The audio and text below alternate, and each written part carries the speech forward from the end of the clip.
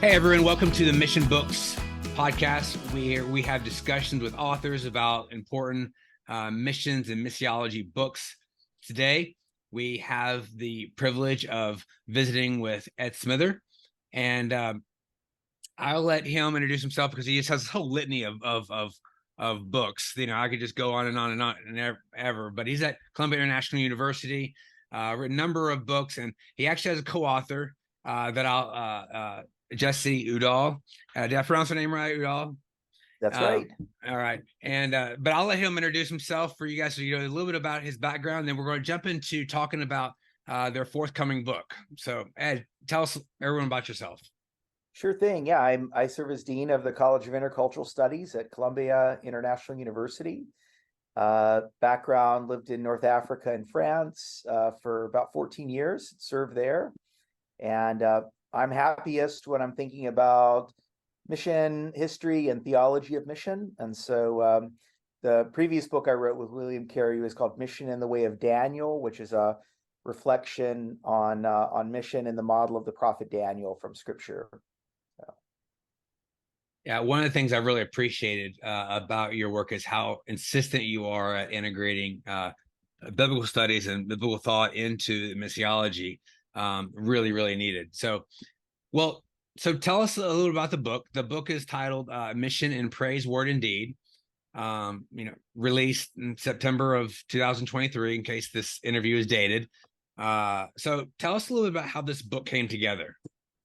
Sure. Well, in November of 2022, at CIU, we started celebrating our 100th anniversary, and our leadership asked if we would put together a missions conference. One of our core values at CIU is world evangelization, or celebrating God's mission, participating in God's mission. And so we put together a 3-day conference with a lot of the authors you'll see in the book. And after the very first plenary talk, Bob Priest, who went to CIU, taught at CIU, he gave the opening plenary address, and it was just a really powerful talk, very dense, and people immediately began coming up to him and myself and others asking if they could get a copy of what he did. And then another person would speak. Can we get a copy of this? And it occurred to me, I wonder if we can preserve, it was a very special few days. We had 4 plenary messages, then we had 30 workshops. And so we were able to get the 4 plenary messages, and 19 of the workshops were presented as chapters, and we put this together as a book. Wow. Well, yeah, you're right. As I look through the table of contents, have it in front of me, it's just so much diversity and really well-rounded. So tell us a little about some of the contributors and kind of how you chose what you did in terms of including this topic or that topic. Yeah, well, I think when we thought about, we kind of started the conference with the future of mission is, because it was reflections on the past and future of mission. And for instance, for Bob Priest, it was the past and future of mission is understanding culture and engaging well cross-culturally. So in the field of anthropology for Bob. Robin Harris, the past and future of mission is local worship, ethnodoxology. And that became a framing thing around the whole book, is that, we talk about John Piper's famous quote, mission exists because worship doesn't, or Chris Wright saying, well, mission exists because worship does. It's the fuel, for mission. And so really believing that, a lot of the conference workshops and talks were around praise and worship as the fuel and the outcome of mission. But we also, we wanted to look practically at in mission and word, at different forms of evangelism and church planting and Bible translation. And indeed, we had some real innovators in medical mission and other, things that care for the whole person. And so that's kind of how it all came together.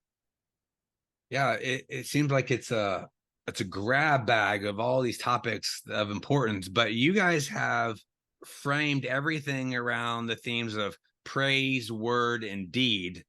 Uh, why did you do that? Why did you choose those themes, and how does that fit within to these diverse range of topics?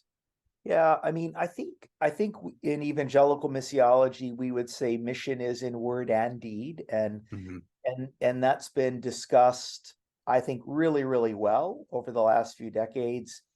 Um, but especially at this, as we thought about praise and worship, that worship really permeates the ministries of word and deed, and so we kind of added, instead of just saying mission and word and deed, we began with praise, and really there are fewer chapters in the section on mission and praise. However, the theme of praise and worship kind of permeates throughout the other chapters. For me, if we don't have mission and word, if we don't proclaim the death, burial, and resurrection of Christ, if we don't make disciples, if we don't plant churches, then we're not really doing biblical Christian mission. So that's a significant part. But in the last 50 years, evangelical Christians, we've given ourselves permission to also care about things like human trafficking and clean water and caring for the whole person in the work of global mission. And so we see this as integrated, not bifurcated. Yeah. Now, if I remember correctly, I went and listened to some of the talks from that conference, and Bob Priest had he told a story about halfistic ministry.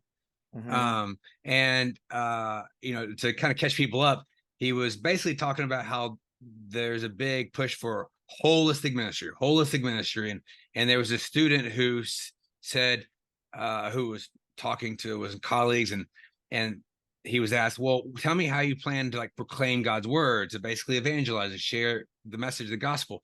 And the guy said, well, you misunderstand me, I'm doing holistic ministry. And Dr. Priest, Bob said, that's not holistic ministry, that's halfistic ministry. Right, right.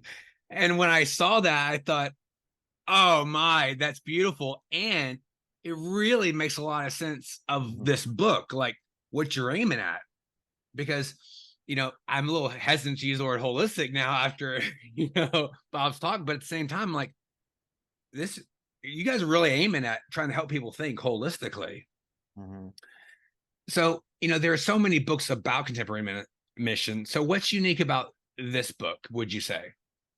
Think what's unique is it's two-sided. You're going to see some names you'll recognize, like Bob Priest and Robin Harris, noted authors in evangelical missiology. But some of these authors, this is their first ever publication.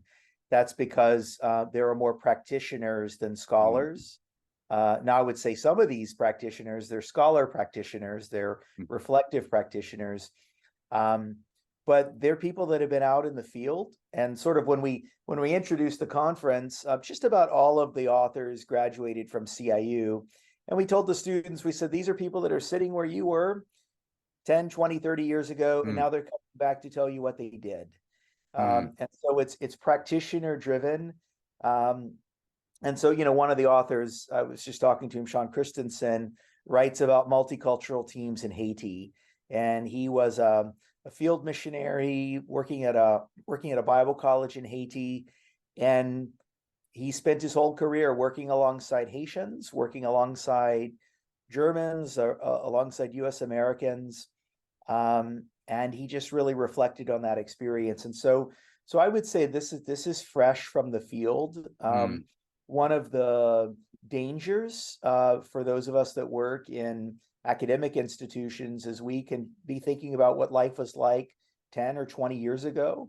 But we really wanted to hear from people that are on the field or freshly from the field. Mm.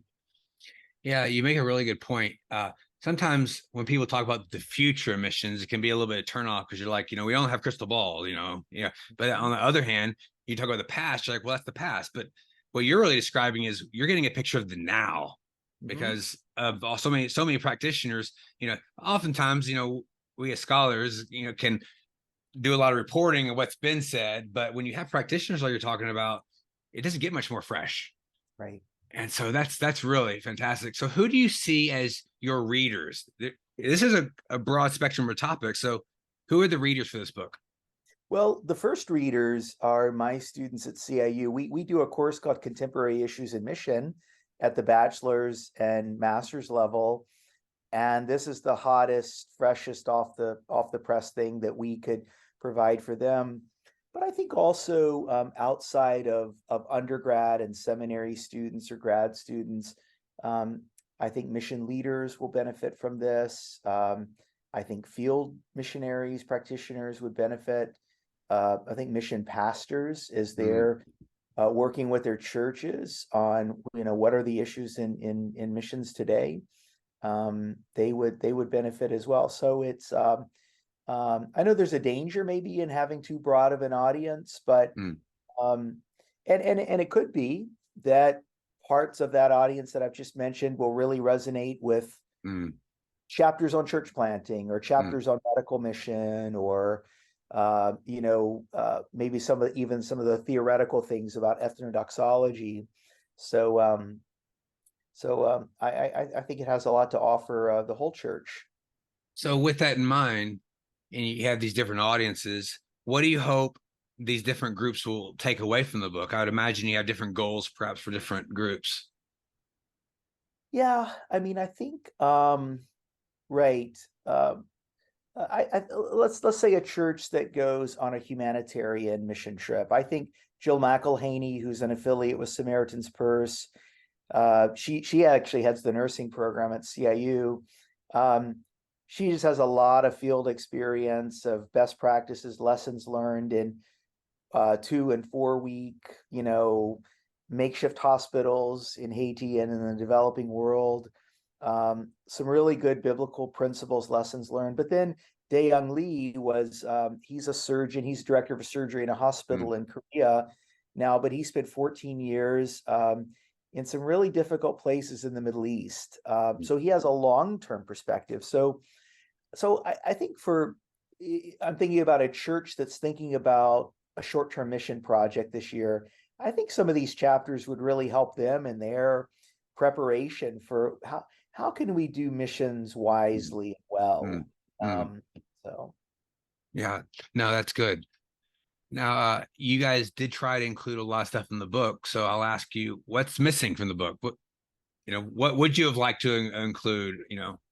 yeah, even planning this conference, the hardest thing was we had 30 slots for workshops. And so Mm, the toughest decisions are, what are you leaving out? And I think for me, having a critical eye of this is and then when we went to doing the book, not every workshop presenter could get us a chapter in time. So yeah, we had intended 2 chapters on community development and disaster relief. And so that's missing. Um, I wish that we had done a little bit more on things like human trafficking and justice-oriented ministries. Um, mm, that would have been good as well. We did have one workshop speaker that did address that, but because of the security of their situation, they didn't feel comfortable putting that work in publication, and um, so I'm convinced that books are conversations, and I'd love to see this as a book that grows. And so, especially as people interact with the book and write critiques, and our students that think about it, um, I invite them to add their chapters, if you will. And I won't go in this volume, but it's this is a conversation starter on mission for today. mm. Yeah, yeah. So you have this diversity of authors that you mentioned. So how would you say this book reflects the diversity of the global church? Yeah, I mean, we have 2 Brazilian authors, one Colombian author, one Korean author, one Chinese author.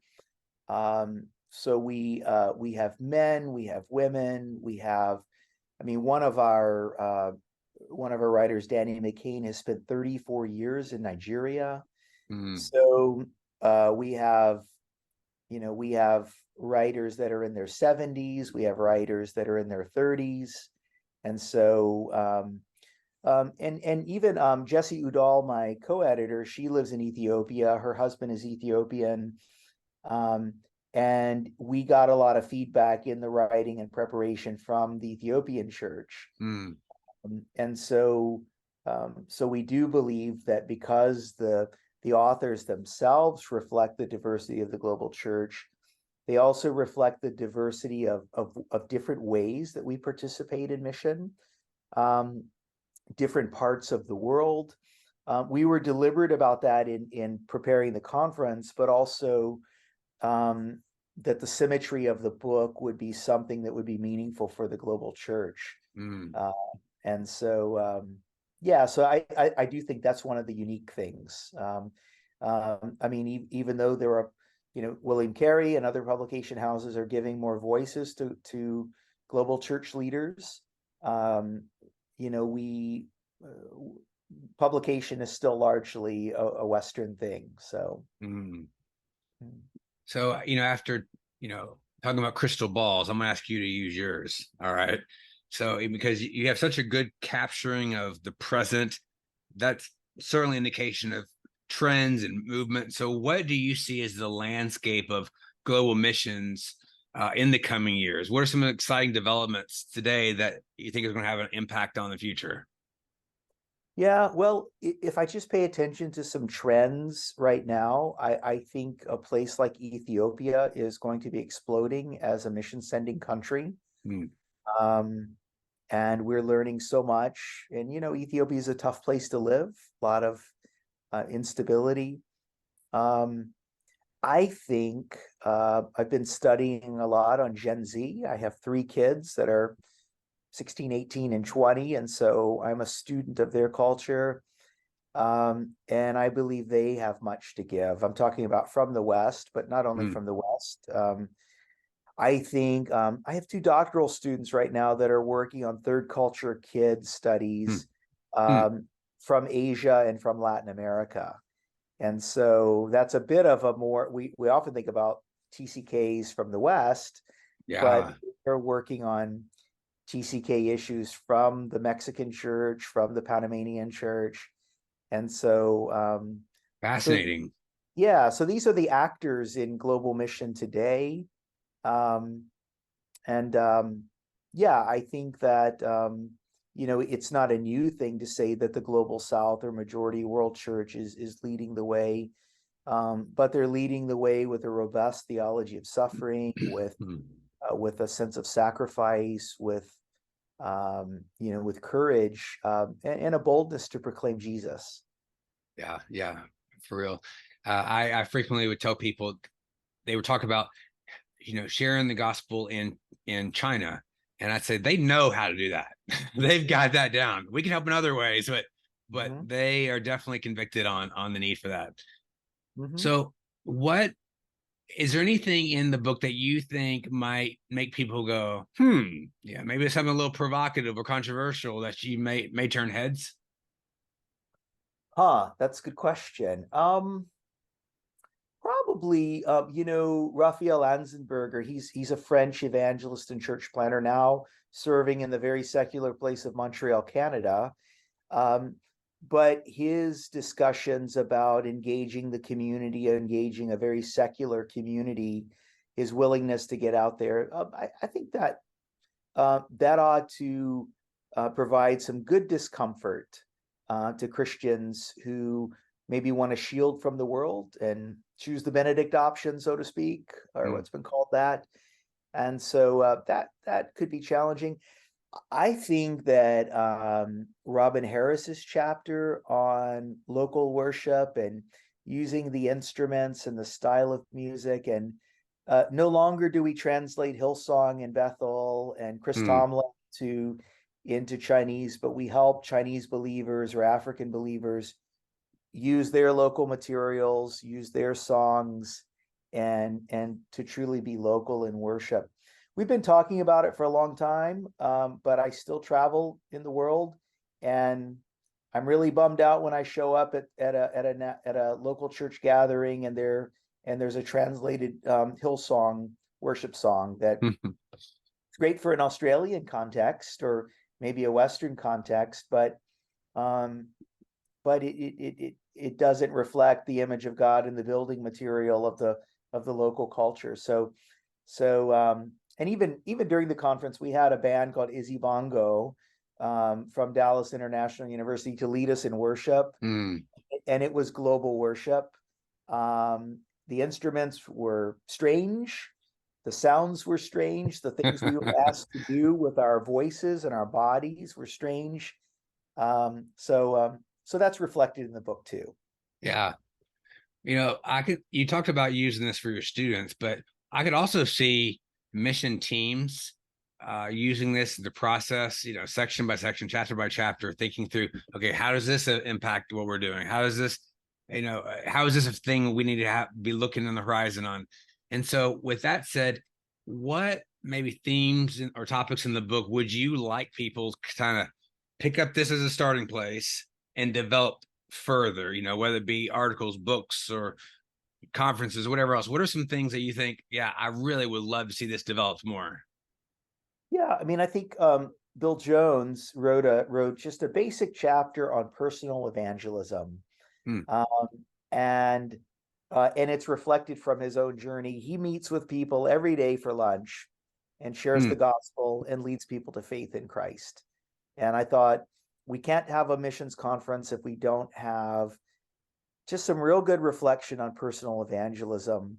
But I will say, as I read that, Bill is 65, 70 years old, and he actually leads Bible studies each week in Columbia with members of the South Carolina state legislature, with business people. And so the evangelism in his context, it makes a lot of sense for Columbia, South Carolina. I will say, though, Bill started a mission organization, and he shares the gospel in India and Central Asia and lots of other places. But I think that a reader would say, in my context, this is how we open the conversation. This is how we address questions. And so contextual evangelism, I think, will be that ought to prompt conversations about that. So, a topic close and dear to my heart. Yeah. Hey, Ed, thank you for this conversation. It's really informative, really helpful. And I'm one of the people who's helped, promote the book. And I found this conversation really stimulating. So thank you. Thank you. Absolutely. And so if you guys out there listening or watching want to find out more, go to missionbooks.org. The book is called Mission in Praise, Word and Deed, edited by Ed Smither and Jesse Udall. And get a copy, get 2, get 3 for your team, for your church. It's just a fantastic resource to think through holistic ministry, diverse strategies, and trends and the future of mission. So thank you, Ed, for joining us. We'll see you guys next time.